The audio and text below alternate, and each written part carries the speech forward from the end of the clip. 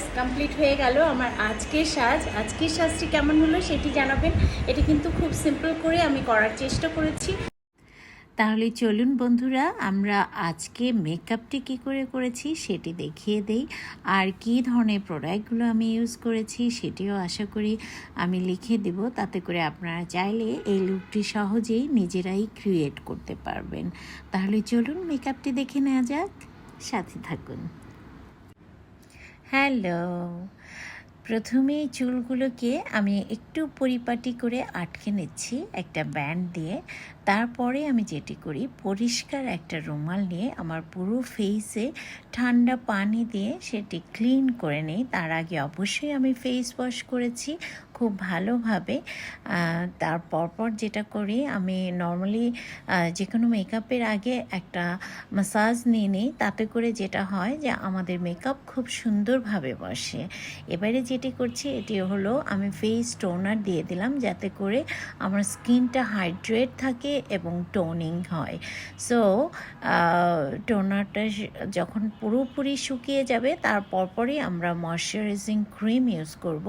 আমরা অনেক সময় ভাবি যে আমার স্কিনটা ওয়েলি, কোনো প্রয়োজন নাই ময়শ্চারাইজার দেওয়ার, কিন্তু এটা ঠিক না। আমাদেরকে সবসময় স্কিনে একটু ময়শ্চারাইজ অ্যাপ্লাই করতে হবে, কারণ আমাদের স্কিন যে কোনো ধরনের হোক না কেন সেখানে আমাদের ময়শ্চারাইজিং ক্রিম অবশ্যই ইউজ করতে হবে।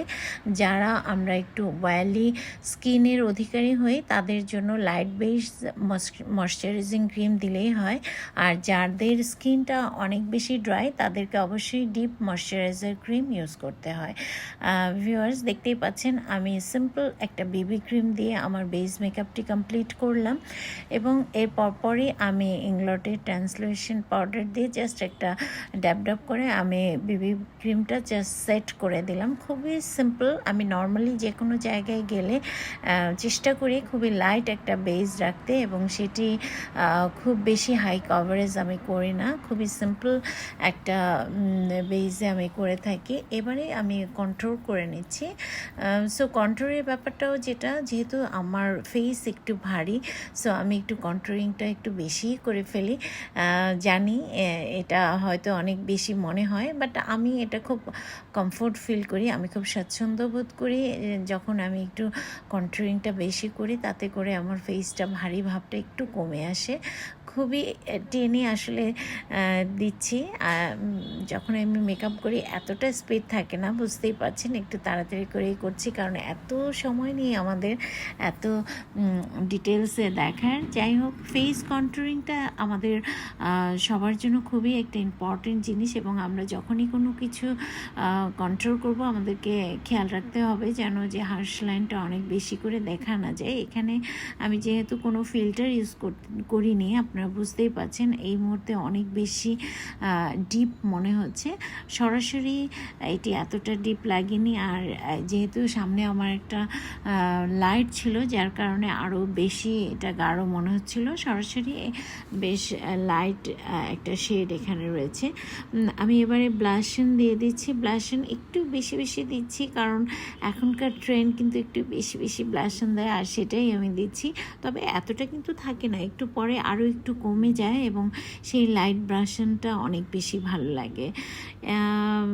এবার আরও একটি ব্লাশন দিচ্ছি, যেটি নার্স ব্র্যান্ডের। এটি খুব লাইট একটা কভারেজ দেয়, খুব ভালো লাগে, সেটিও আবার দিয়ে দিলাম যাতে করে একটু বেশিক্ষণ সময় ধরে ব্লাশিংটি থাকে, সেজন্যই আসলে আমার দুবার করে দেয়া। এবারে যেটি করব যে আমি একটু আইব্রোজটা এঁকে নেব।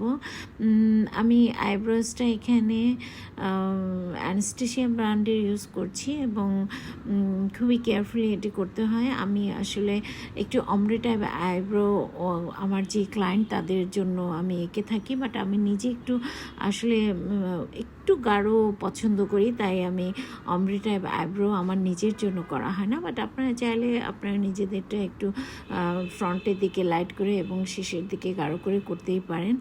এবারে আমি কনসিলার দিয়ে আমার আইব্রোটাকে একটু ডিফাইন করে দিব, এবং আমি চেষ্টা করব যে এটি যেন একটু সুন্দর একটা লুক হয়, পরিচ্ছন্ন লুক হয়। এই জন্য আমি আইব্রোজটাকে ক্লিন আপ করার জন্যই কিন্তু কনসিলারটা ইউজ করেছি। এবারে এবারে একটু হাইলাইটার দিয়ে দিলাম। হাইলাইটারটা আমি ক্রায়োলন ব্র্যান্ডে ইউজ করেছি। এবারে বি পারফেক্টের আইশ্যাডো প্যালেট থেকে আমি লাইট পিঙ্ক টাইপের একটা আই মেকআপ দিব, যেটি কিছুটা বেজ কালার বলবো, যেহেতু আমার শাড়ির কালারটা আসলে রেড অ্যান্ড ব্ল্যাক। আলটিমেটলি আমি একটু ব্ল্যাকের দিকেই চলে যাব, বাট যেটা হয় যে ক্রিজ লাইনটা এই জায়গাটা আমি একটু ডিফাইন করার জন্য পিঙ্কিশ একটা টোন এখানে ব্যবহার করছি। এবারে আমি চলে গেলাম সেই ব্ল্যাকে, যেটি আমার কাঙ্ক্ষিত কালার, অর্থাৎ আমি একটা স্মোকি আই লুক করতে যাচ্ছি।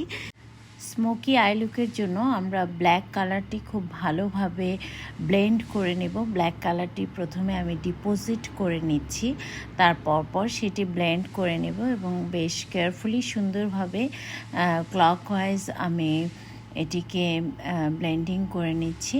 এবং এর সাথে আমি একটু ব্রাউন কালার পরবর্তীতে মিক্সিং করব, যেটি আমার স্মোকি আইটিকে আরও বেশি সুন্দর লাগবে। সো আমরা কিন্তু এভাবে খুব ইজিলি একটা স্মোকি আই করে নিতে পারি, এবং এটি একটু কেয়ারফুলি করতে হবে। আমরা যে কোনো ব্লেন্ডিং খুব কেয়ারফুলি করি এবং সময় নিয়ে করি, সেটি যতটা বেশি সময় নিয়ে করা হয় তত বেশি সুন্দর ফিনিশিং আসে। এবারে আমি একটা ব্ল্যাক কালারের কাজল ইউজ করছি, যেটি নোট কসমেটিক্সে, এবং এটি বেশ ভালো ওয়াটার লাইনে এটি আমি দিলাম। এর পর আমি যেটি করব, একটু স্পট লাইট টাইপের একটা আই মেকআপ করতে যাচ্ছি। জাস্ট মাঝামাঝিতে আমি অল্প করে একটু হাইলাইটার দিয়ে দিচ্ছি, যেটা একটু সিলভারিশ টোন থাকবে। আমি আমার শাড়িতে যে একটু হোয়াইট টাইপের ফ্লাওয়ার আছে তার সাথে মিল রেখে এই আই লুকটা করার চেষ্টা করছি। এটি মোটামুটি বেশ তাড়াতাড়ি করে হয়ে যায়, খুব বেশি সময় লাগে না। সো গ্লিটারটা আমি প্রথমে একটু হাত দিয়ে চেষ্টা করেছি, এরপর আমি ব্রাশ দিয়েই করছি। এটি আমার কাছে একটু ইজি মনে হয়। সাধারণত দেখা যায় যে ব্রাশ দিয়ে যখন কোনো কাজ করি সেটি খুব পারফেক্টলি করতে পারি, আর হাতের ব্যবহারে অনেক সময় দেখা যায় মানে ঠিক জায়গা মতো করতে একটু কষ্ট হয়ে যায়। যাই হোক, এবারে আইল্যাশ ইউজ করে নিচ্ছি, এবং সব শেষে আমরা যেটি করি আই মেকআপের যে এক্সট্রা যে ডাস্টগুলো থাকে সেটি আমরা ক্লিন করে নেব, এবং এভাবেই আমরা সাধারণত আই মেকআপটি করে থাকি। সো ভিউয়ার্স, আপনারা যারা এই ধরনের আই লুক পছন্দ করেন তারা কিন্তু চাইলেই ঘরে বসে এরকম সুন্দর একটি মেকআপ নিজেরা নিয়ে নিতে পারেন। আমি একটু হাইলাইটার ইউজ করছি, এবং হাইলাইটারটি চেষ্টা করি আমি সাধারণত, যেহেতু ক্যামেরার সামনে যাচ্ছি, খুব বেশি হাইলাইট হবে এমন না, একটু পরে এটা কিন্তু একটু মিলে যাবে, একটু ন্যাচারাল হয়ে যাবে। যখন আমরা দিই তখন অনেক বেশি মনে হয়, তো এর পরপরই কিন্তু সেটি কমে যায়। এবার লিপস্টিকটা যেহেতু রেড শাড়িতে রয়েছে, তাই একটু রেডের টোনটা আমি রাখবো। যদিও আমি ডিপ কালার লিপস্টিক খুব একটা লাইক করি না, আমার সবসময় একটু নিউড টাইপের লিপস্টিক ভালো লাগে।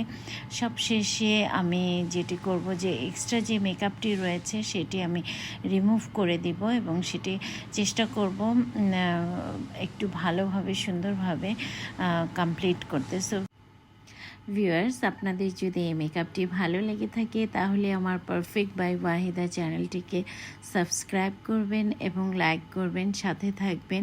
আর এই ধরনের ভিডিও দেখতে চাইলে কমেন্টে জানাবেন, আমি নিশ্চয়ই নেক্সট টাইমে আবার এই ধরনের ভিডিও আপলোড করব। যেটি আমি এখন করতেছি, ফেস কন্ট্যুরিংটা একটু এক্সট্রা বেশি করে নিচ্ছি, তাতে করে ভারী ফেসটি একটু চাপা মনে হবে। এখন আমার মেকআপ প্রায় কমপ্লিট।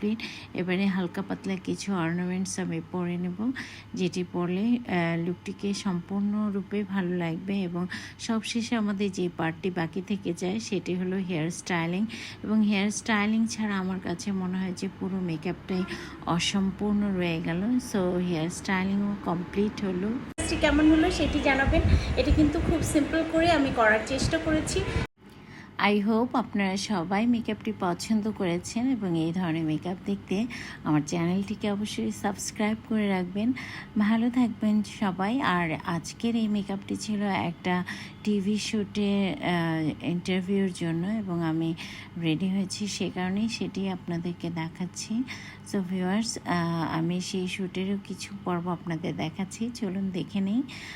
ওখানটায় আমরা প্রথমে গিয়ে দেখলাম যে সেট পুরো রেডি ছিল এবং তখনও লাইটসগুলো অন করা হয়নি। সো আমি একটু গুছিয়ে নিচ্ছিলাম, কোথায় বসা হবে সেটিও দেখে নিচ্ছিলাম। সেখান থেকে কিছু মাইক্রোফোন টেস্টিং হচ্ছিল এবং সেটিও আমি করছিলাম। যাই হোক, এর পরপরই আমাদের পর্বটি শুরু হয়ে যাবে এবং সেই সময়টা আমি ভিডিও করতে পারবো না। আমি কিছু ছবি দিয়ে দিলাম, আপনারা দেখে নেবেন। আর ভালো থাকবেন, সবসময় আমাদের সাথে থাকবেন। আল্লাহ হাফেজ।